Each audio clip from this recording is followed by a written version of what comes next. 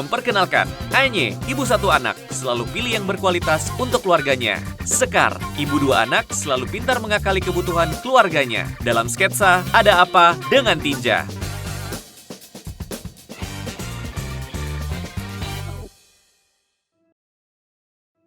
Lingkungan modern yang terkesan bersih sebenarnya belum tentu sehat, yang secara tidak sadar mempunyai masalah dalam pengelolaan tinja. Banyak hal buruk terjadi yang disebabkan oleh buruknya sistem pengelolaan tinja. Ternyata di Jakarta saja, baru 14% masyarakat yang mempunyai sistem sanitasi yang aman, dan di Indonesia, hanya 7% rumah tangga yang penanganan tinjanya terhitung aman. Kamu tahu nggak, kemana tinja kita berada selepas dari toilet rumah? Kesedot WC. Terus mereka ada yang urus semuanya. Aku juga mikirnya sama.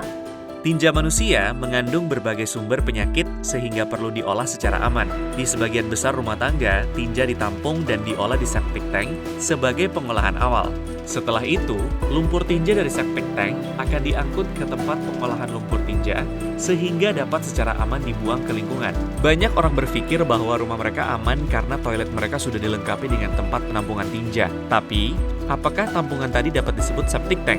Apakah kamu yakin penampungan tersebut sudah sesuai standar?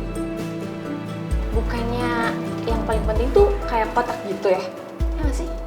Iya, aku juga gitu. Kayaknya cuma kotak itu doang deh. Cuma buat nampung doang kan? Terdapat dua fungsi utama dari septic tank, yaitu sebagai tempat penampungan dan pengolahan.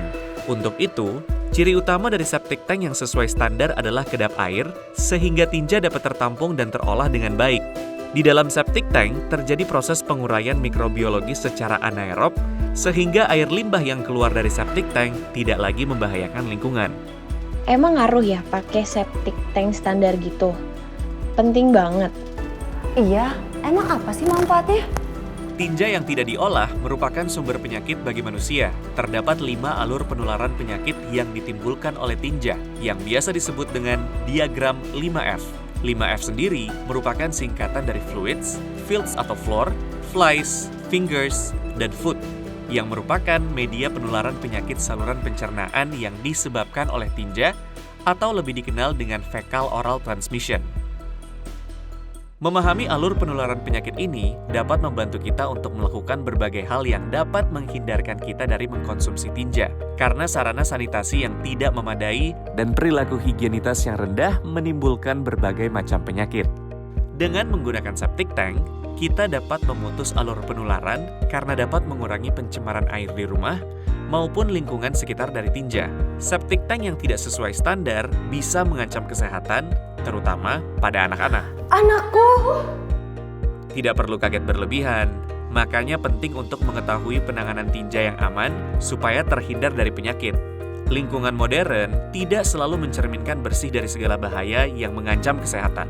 Pengelolaan tinja yang buruk dapat membuat sumber air dan lingkungan sekitar rumah terkontaminasi dan menimbulkan penyakit. Hal ini harus menjadi perhatian semua pihak, karena kesehatan adalah hak yang harus didapat oleh seluruh masyarakat, terutama anak-anak. Cari tahu tentang pengelolaan tinja di www.cekidot.org. Dipersembahkan oleh UNICEF.